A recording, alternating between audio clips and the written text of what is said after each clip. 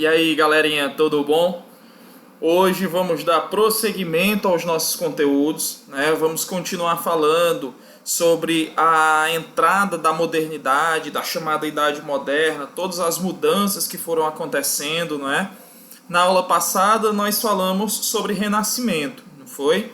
Falamos sobre o Renascimento cultural, seus antecedentes, suas características, seus principais expoentes, não é verdade? Bom, pessoal, na aula de hoje nós vamos falar sobre um acontecimento que ocorreu simultaneamente ao Renascimento, viu? Muitas vezes os alunos têm uma ideia que a história é cronológica, um acontecimento vem sempre depois do outro, mas não. Nessa passagem do final da Idade Média para o início da Idade Moderna, está acontecendo muita coisa ao mesmo tempo. Não é? Como já falei na aula passada, Reforma Protestante, Renascimento, surgimento dos Estados Nacionais, expansão marítima, conquista da América, são muitas coisas acontecendo ao mesmo tempo, não é, galerinha? Então, assim, hoje nós vamos estudar a Reforma Protestante. Acredito eu que alguns de vocês que estão nos assistindo são protestantes, são evangélicos, não é? Ou vocês que são católicos, têm amigos evangélicos, você que talvez por alguma razão também não tenha religião, mas com certeza você conhece, até porque o protestantismo nos últimos anos vem crescendo muito aqui no Brasil, né? Através das igrejas evangélicas. E aí, na aula de hoje, nós vamos estudar como é que se deu essa reforma religiosa, como é que houve esse rompimento da unidade da fé, né, da Igreja Católica durante esse período. Né? Ela que durante muito tempo foi a única igreja cristã que nós vimos na Europa. Então, nós vamos estudar como se deu agora essas mudanças que aconteceram no século XVI, mas que tem as suas raízes nos problemas que já vinham acontecendo dentro da igreja desde a Idade Média, pessoal. Aqui na nossa imagem inicial nós temos a imagem do Lutero, não é? Que é o primeiro reformador, é considerado o pai do protestantismo, não é? Mas nós vamos falar como é que se deu a reforma do Lutero, a reforma calvinista e a reforma anglicana. E no final vamos também falar sobre a reforma católica, né? A contra-reforma da igreja. Então vamos primeiro dar uma olhada nos antecedentes, até porque, como eu digo, todo início de aula, você tem que entender, pessoal, o que estava acontecendo, o que é que levou ao ponto em que houve a ruptura da fé da igreja. Então olha aqui, ó. Quais são os antecedentes da reforma? Lembram que eu falei a vocês na aula passada sobre o renascimento cultural, que a invenção da imprensa provocou uma revolução educacional na Europa? Pois é, vários textos passaram a se multiplicar pela Europa, entre eles os textos bíblicos. E aí, pessoal, muitas pessoas passaram a ter acesso à Bíblia, principalmente porque, e aqui nós pegamos duas razões específicas, né? Aqui a gente já pode falar especificamente sobre tanto a invenção da imprensa quanto o sentimento nacionalista vão caminhar juntos nesse momento. Por quê? A Bíblia até então, pessoal, ela era escrita em latim. E o latim, nessa fase da história, já é uma língua morta. Nenhuma sociedade fala mais ela. Apenas a Igreja Católica. Os ritos da igreja ainda se davam especificamente em latim. Inclusive a missa era em latim. Então pouquíssimas pessoas têm um conhecimento dessa língua para poder lê-la, né, e entendê-la. Então o que é que vai acontecer, pessoal? Nesse momento, além da difusão dos textos bíblicos, começam a ser traduzidos os textos bíblicos. Né? Começam a traduzir passagens da Bíblia, posteriormente vão traduzir a Bíblia por completo, e aí as pessoas passaram a ler a Bíblia e entender o que estava escrito ali de uma forma diferente do que era pregado pela Igreja Católica. Então, pessoal, entendam uma coisa: a partir deste momento vão surgir novas interpretações da Bíblia, e isso vai enfraquecer o poder da igreja, porque passa a ser questionada a sua doutrina, mas a igreja reage, dizendo que a única interpretação correta da Bíblia é aquela que é dada por ela. Você junta isso às críticas ao comportamento do clero, que nós já estudamos quando falamos sobre a Igreja Católica e a cultura medieval, não é, pessoal? Os abusos do clero. E aí nós vamos ter, lembram da simonia, que é o tráfico de influência e a venda de relíquias sagradas da Igreja Católica? O nicolaísmo, que são os desvios sexuais do clero, e a venda de indulgências, né, que é a venda do perdão dos pecados. Inclusive, a venda de indulgências será o estopim da reforma luterana. Outro porém, pessoal, surge agora a necessidade de uma nova ética religiosa. Por quê? A ética religiosa católica pregava a simplicidade, a humildade, condenava a usura, que é o empréstimo de dinheiro a juro, condenava o lucro, né? E isso fazia com que a burguesia se sentisse agora desconfortável dentro da igreja. Porque essa ética religiosa não abarca o estilo de vida da burguesia, que quer ganhar dinheiro, que quer prosperar economicamente. Então isso vai fazer com que a burguesia se sinta desconfortável agora dentro da igreja. E, como já falamos, o sentimento nacionalista. É um período de surgimento das monarquias nacionais. E a Igreja Católica passa a ser vista por alguns monarcas como um empecilho para o fortalecimento do seu poder. Porque as pessoas deviam obediência antes à Igreja do que a eles. Porque a Igreja era detentora de muito poder, de muitas terras. Então, isso passou a ser visto como um obstáculo por monarcas da Europa, né, que passam a enxergar a Igreja Católica agora como uma instituição estrangeira. Por exemplo, qual é o nome da Igreja Católica? Não é Igreja Católica Apostólica Romana? Então a Igreja é de Roma. Se nós não estamos em Roma, então ela é estrangeira. Outro porém também é a língua, por exemplo. Se falando das línguas nacionais, e a Igreja Católica tinha os seus ritos em latim. E aí o latim é uma língua estrangeira. Então ela passa a ser vista dessa forma. A igreja também reage, dizendo que o termo católico passa a ideia de universalidade. O termo católico é aquilo que está a todo tempo, em todo lugar. Então a igreja católica se coloca como uma coisa supranacional, o que também nem agrada muito a alguns desses monarcas. Então nós temos todos os antecedentes, nós temos as razões para o início do processo. Mas qual vai ser o estopim, pessoal? Não pensem que o Lutero vai ser o primeiro reformador, de fato, a primeira pessoa a pensar isso. Não. Antes do Lutero, nós tivemos John Wycliffe, nós tivemos Ian Hus, nós tivemos o Savonarola, que tentaram pregar uma igreja diferente, mas foram perseguidos por causa disso. O Savonarola, lá na Península Itálica, até loucão, quis brigar com o Papa e tudo.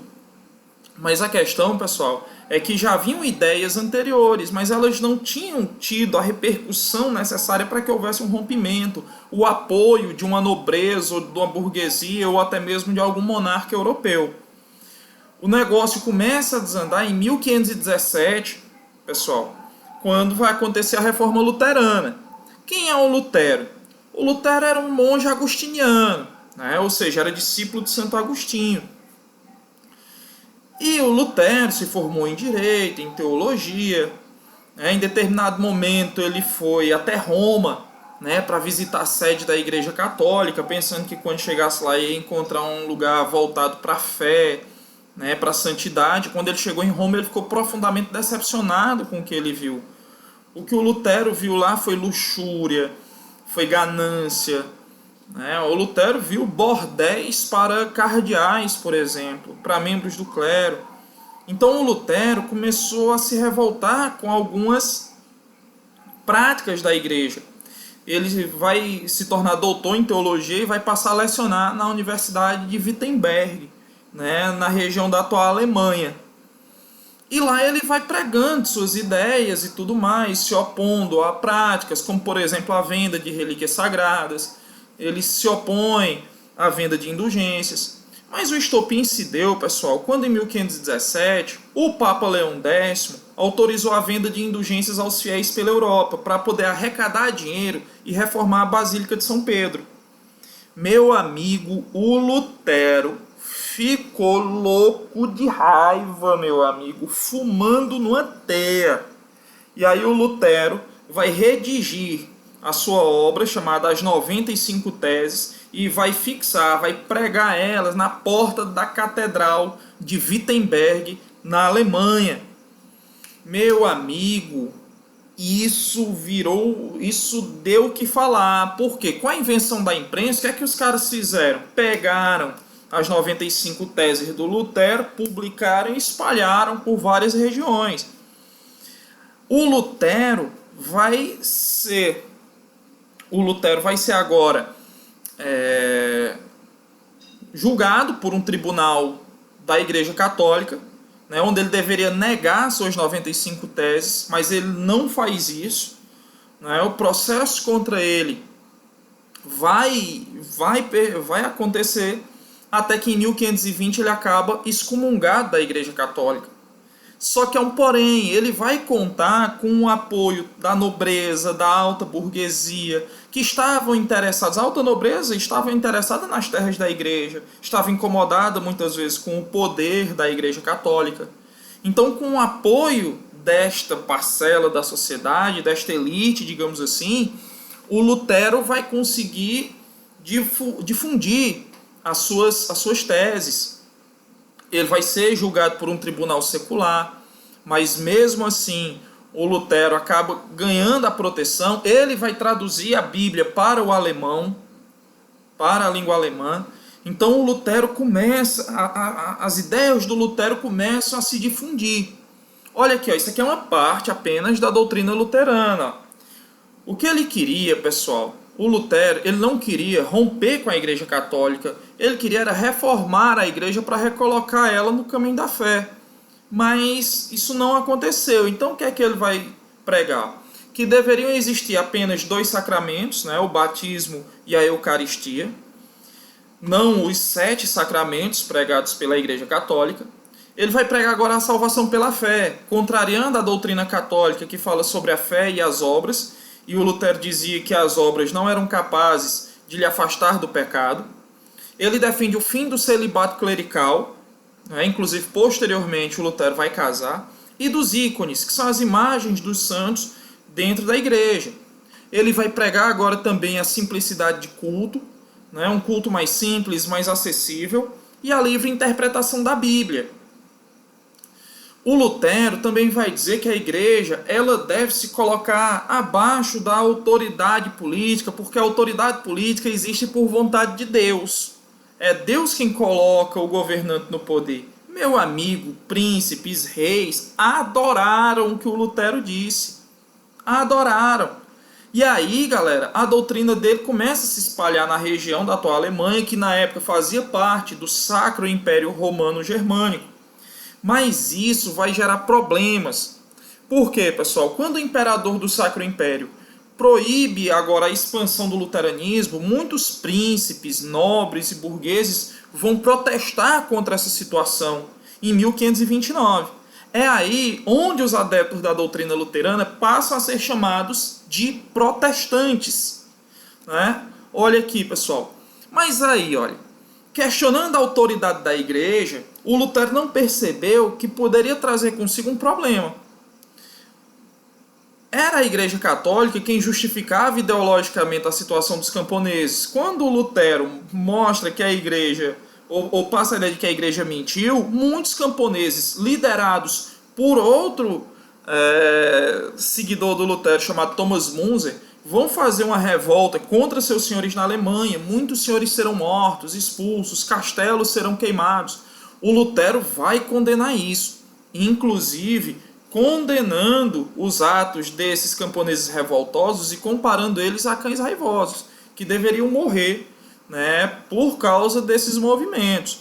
Não se tem um número exato, mas calcula-se que entre 30 e 100 mil pessoas possam ter morrido na Alemanha por causa dessas revoltas lideradas por um cara chamado Thomas Munzer. Como eu já disse a vocês, vão surgindo conflitos entre o imperador do Sacro Império e muitos nobres, mas esses conflitos chegarão ao fim em 1555 com a chamada Paz de Augsburgo. Esse acordo que foi feito entre o imperador e seus vassalos estabelecia agora, pessoal, que cada príncipe tinha liberdade para estabelecer qual religião seguiria dentro daqueles domínios pertencentes a ele. Então o Lutero ele vai ser o cara que dá o pontapé inicial. Depois do Lutero, pessoal, vão surgir outros reformadores. Olha aqui, ó, a reforma calvinista, com o João Calvino, né, lá em Genebra, na Suíça, pessoal. O Calvino, ele vai pegar o que escreveu o Lutero, o que escreveu Santo Agostinho, vai publicar sua principal obra, a Instituição da Religião Cristã. Olha aqui, ó. E aí ele pega parte da doutrina luterana, não é? Absorve ela e vai incluir na sua doutrina a ideia da predestinação divina. Pessoal, olha aqui, ó. Lembram que Santo Agostinho pregava isso? Calvino dizia que todos nós nascemos predestinados ao céu ou ao inferno, né? Ao paraíso ou ao inferno. Mas diferente do Santo Agostinho, ele dizia qual era o sinal de que você estava predestinado a ir para o paraíso. E qual seria esse sinal? Dinheiro. Quanto mais dinheiro você conseguisse ganhar na sua vida, maior era o sinal que você estava predestinado a ir para o paraíso. Meu amigo, quem é que vai adorar isso? A burguesia. Mas prestem atenção, esse dinheiro não cairia do céu, não. Esse dinheiro seria, pessoal, resultado de trabalho duro, árduo. Ele condenava o luxo excessivo, o desperdício, né? Então esse dinheiro não cairia do céu, mas se você conseguisse prosperar economicamente, isso era um sinal de que você estava predestinado a ir para o paraíso, né? Olha aqui, ó, ao pregar o estímulo ao trabalho, a condenação ao desperdício e a legitimidade do lucro, as ideias de Calvino em direção aos interesses da burguesia, que adoraram as ideias do Calvino, pessoal. A burguesia adorou. Inclusive, pessoal, isso aqui, as ideias calvinistas, elas se espalham por várias regiões. Elas vão, por exemplo, a partes da Inglaterra, e os ingleses, escoceses, irlandeses que aderiram ao calvinismo eram chamados de puritanos. Inclusive, pessoal, aqui está apenas uma das bases do crescimento econômico dos Estados Unidos e para o American Dream, digamos assim, né? Para a ideologia americana hoje. Os Estados Unidos é um país que foi fundado por puritanos, por calvinistas, né? Que pregaram trabalho duro, né? Acumulação de riqueza e tal. E isso faz parte da ideologia americana até os dias atuais. Na França, os calvinistas eram chamados de huguenotes. Viu, pessoal? Então o calvinismo ele vai se espalhar pela Europa, né, até mesmo com uma velocidade maior do que o próprio luteranismo em algumas regiões. Mas tem um cara que se superou. Quem foi este cara? Foi o Henrique VIII. Rapazes, meninas que estão assistindo aí, tá aqui, este cara bonitão aqui é Henrique VIII, galã, teve aí pelo menos umas 6 esposas. Sim, garanhão, perseguiu muito na sua vida o amor, a busca por um herdeiro homem, não é? O Henrique VIII, pessoal, ele vai fazer a chamada reforma anglicana. Como é que vai se dar a reforma anglicana, pessoal? Deixa eu contar rapidinho aqui a historinha do Henrique VIII. O Henrique VIII, ele não era para ser o herdeiro do trono. Mas o irmão mais velho dele morreu quando ele ainda era criança, ele tinha apenas 10 anos de idade. O irmão dele tinha casado há poucos meses com uma princesa espanhola chamada Catarina de Aragão. E ele morreu, né, alguns meses depois desse casamento, de uma doença conhecida na Inglaterra na época de doença do suor. E aí ele vai agora ser o único herdeiro do trono, porque ele não tinha irmãos homens, era o único homem agora da família. Já quando vai crescendo, ele casa com a Catarina de Aragão, que era esposa de seu irmão, né? Diz que o casamento não havia sido consumado, ele casou e parece que gostava dela. Só que Catarina de Aragão não conseguia dar filhos homens para ele. Ela ela engravidava, perdia o filho, engravidava, perdia o filho. Ela chegou a ter 2 filhos que nasceram com vida, mas morreram, mas ela conseguiu ter apenas uma filha, né, digamos, como diz a gente aqui do interior, uma que se criou, que foi Maria, né? Mary, na verdade. Maria, porque a gente está portuguesando o nome aqui até do Henrique VIII, que seria Henry, né, VIII. Mas olha, pessoal, aí ela já passando dos 30 anos, a corte inglesa já estava com medo de ela não poder dar filhos homens para ele. E o rei já tinha suas amantes e tal, a rainha sabia, mas fingia que não sabia. Até que um dia chegou uma filha de um nobre, inglês, chamada Ana Bolena, ali com mais ou menos uns 25 anos de idade. O Henrique VIII viu ela, cara, e se apaixonou. Ela teve uma educação na corte austríaca, na corte francesa, né? Era uma pessoa inteligente, refinada e tal. O Henrique VIII ficou apaixonado por ela. E ficou mais doido por ela ainda quando ela se recusou a ser amante dele, porque o Henrique VIII era amante da irmã mais velha de Ana Bolena. E a Ana Bolena não quis. Meu amigo, o Henrique VIII ficou louco para casar com ela. E aí mandou uma carta ao Papa, querendo a anulação do casamento dele. Olha o fuxico, minha gente. Querendo a anulação do casamento dele, porque segundo ele vivia em pecado com a esposa, com Catarina de Aragão, porque ela tinha sido esposa do seu irmão. Aí o Papa disse: não, senhor, o que Deus uniu, o homem não separa. Aí o Henrique VIII pelejou, bateu, virou: bichinho, tá bom. Como já havia uma crítica da nobreza por causa do excesso de terras da Igreja Católica dentro dos domínios ingleses, aí o Henrique VIII uniu o útil ao agradável, vai romper com a Igreja Católica. Olha aqui, ó. Vai decretar em 1534 o ato de supremacia, confiscar os bens da Igreja. Olha aqui, ó, confiscou as terras, os bens da Igreja Católica e vai criar a Igreja Anglicana, que é uma igreja nacional da Inglaterra. Meu povo, criou uma igreja nacional da Inglaterra onde o rei é o chefe da igreja. Ó, casou com Ana Bolena na igreja. Aí Ana Bolena engravidou, aí veio o desgosto do Henrique VIII, porque teve uma filha, Elizabeth, que será a futura Elizabeth I. Posteriormente, Ana Bolena foi tendo outros abortos. Alguns anos depois, em 1536, Catarina de Aragão morreu, provavelmente de câncer. E aí o Henrique VIII passou a ter amantes, inclusive a principal amante agora, e a que ele mais gostava, se apaixonou por outra, foi a Jane Seymour. E aí o casamento com Ana Bolena começou a desandar. E aí, pessoal,